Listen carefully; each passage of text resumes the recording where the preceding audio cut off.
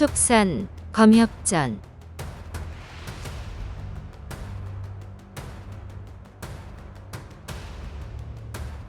23화 비무 대결. 소맹상은 돈을 뿌려 스승들을 모았건만 스승들은 비무에서 못난 꼴을 보여주네.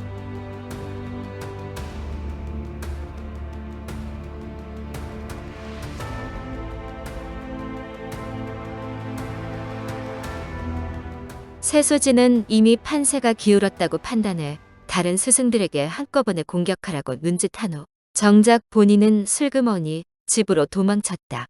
나머지 눈치 없는 스승들은 신호가 떨어지자 단순하게 머릿수만 믿고 움직였다. 손에 무기를 들고 지켜보는 척하며 조금씩 가까이 다가갔으나 상대가 맨손인 까닭에 막상 끼어들지 못하고 서로 눈치만 보았다. 십수명이 사방에서 거리를 좁혀오자 그 의도를 눈치챈 조심원이 호탕하게 외쳤다. 다들 몸이 근질근질한가보. 당장 덤비지 않고 멋들하시오? 조심원의 도발에 제대로 불붙은 십수명이 고함과 함께 무기를 휘두르며 우르르 몰려들었다. 처음에는 둘뿐이라 실력을 발휘할 필요가 없어 경공법으로 여유를 부리며 상대를 희롱하기만 했는데 드디어 상대가 속셈을 드러낸 것이다. 쯧쯧, 이 조심원이 어떤 사람인지 전혀 모르니 아무래도 따끔한 맛을 보여줘야겠구먼.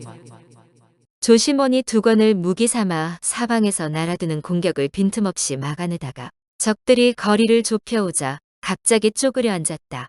그러고는 한쪽 다리를 쭉 뻗어 바닥을 쓸어내듯 한 바퀴 돌리는 소지 연원태를 구사했다. 순식간에 8명이 훌러덩 자빠졌다.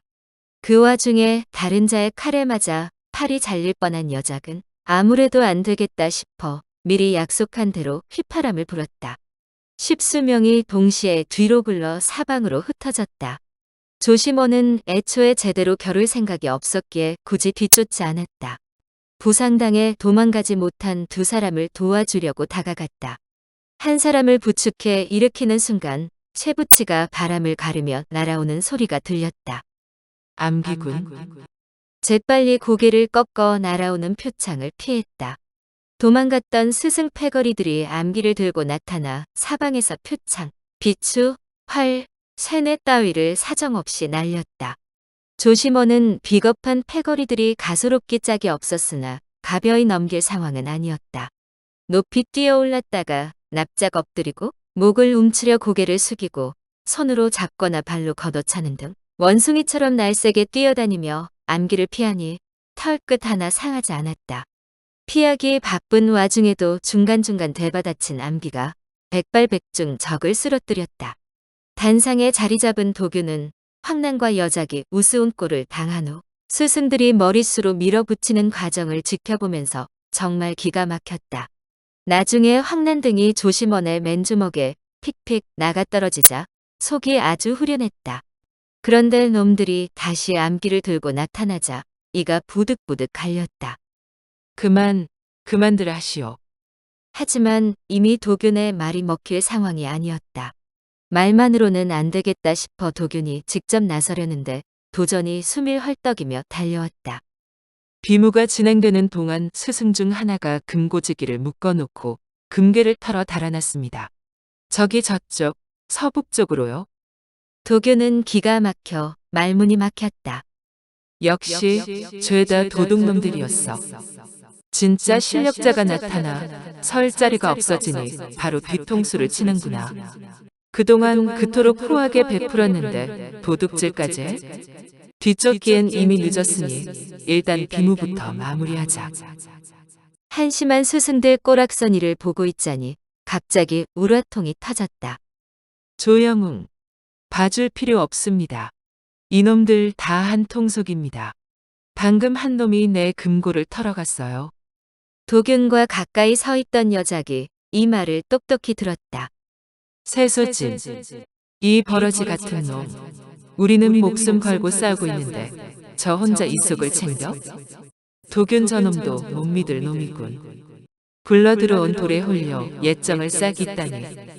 어차피 암기까지 꺼낸 마당에 저 애송이도 손 봐줘야겠다. 그러고는 곧장 도균에게 달려들었다. 의리 없는 놈. 새 스승 생겼다고 우리를 헌신짝처럼 버려? 으악. 기습을 당한 도균이 미처 피하지 못한 채 비명을 질렀으나 낮아빠진 사람은 여작이었다. 대체 어떻게 된 일일까?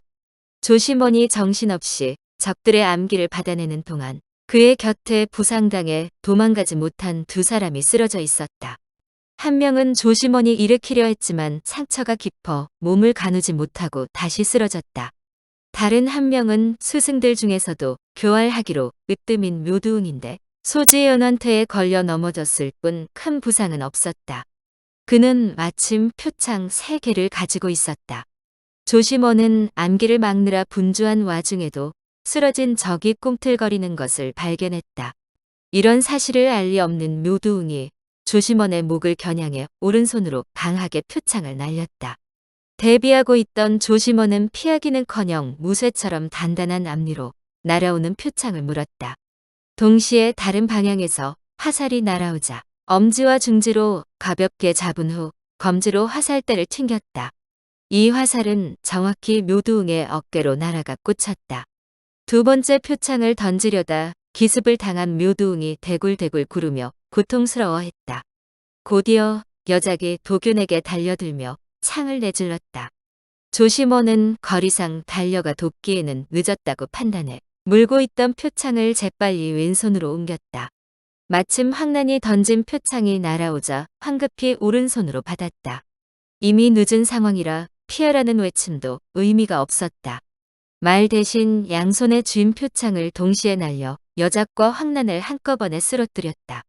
겨우 위기를 모면한 도균이 여작의 단창을 빼앗아 상대를 찌르려는 순간 조심원이 연자 비운종으로 눈 깜짝할 사이에 달려와 막았다. 공자. 멈추시오. 도균이 의아해하며 손을 멈추었다. 공자. 먼저 집으로 돌아가시지요. 이놈들은 내가 정리하지요. 조심원이 도균 손에서 창을 뺏고 여작을 질질 끌며 스승 패거리 쪽으로 휙 날아갔다. 눈치 빠른 자는 벌써 도망갔고 물색 모르는 자는 다시 달려들었다. 조심원이 경공술로 빠르게 이리저리 오가며 창을 휘두르자 반격 한 번 못하고 픽픽 쓰러졌다. 진즉 도망간 서넛을 제외한 스승 패거리가 전부 들판에 널브러져 꿈쩍도 하지 못했다. 놈들은 조심원이 돼지 몰듯 한쪽으로 밀어붙이자 아직 자리를 뜨지 않은 도균을 애처롭게 쳐다보았다. 마음 약한 도균이 다가오자 조심원이 얼른 선수를 쳤다. 내 놈들이 공자를 기만하고 공밥을 얻어먹은 것은 사실 그리 큰 죄는 아니다. 하나, 무리를 지어 약자를 괴롭히고 암계로 사람을 해치려 한 죄는 매우 크다. 오늘부로 과오를 씻고 새 사람이 되겠다면 나도 더 이상 관여하지 않겠다. 그렇게 못하겠다면 관부에 넘겨 재산을 편취한 죄를 물을 것이다. 어쩌겠느냐? 돌아가며 등짝을 한 대씩 때리자 서서히 몸이 풀린 패거리가 부끄러워하며 줄줄이 도망쳤다. 도교는 측은지심이 일어 그들을 불러 세웠다. 잠시 멈추시오. 짐을 챙겨오라 할 테니 가져가시오. 그러고는 도전에게 그들의 짐과 노잣돈으로 챙겨줄 은자 1000냥을 가져오도록 하였다. 뜻밖의 아량에 몸둘 바를 몰라하던 패거리가 납작 엎드려 머리를 조아렸다. 도교는 같이 무릎을 꿇고 예의를 표하기까지 하였다. 그렇게 인사를 나눈 후 멀쩡한 자가 부상당한 자를 부축해 모두 떠났다. 상황을 정리하고 집으로 돌아간 도교는 바로 조심원에게 스승이 되어 달라고 간청했다. 공자는 남다른 자질을 타고난 터라 저는 감히 공자의 사부가 될 수 없습니다. 잠시 스쳐가는 인연일 뿐이니 벗으로서 성심껏 무공을 가르쳐 드리지요. 하지만 도균이 한사코 뜻을 꺾지 않으니 결국 사배를 받을 수밖에 없었다. 이날 이후 도균은 온종일 무공에 매진해 큰 발전을 이루었다.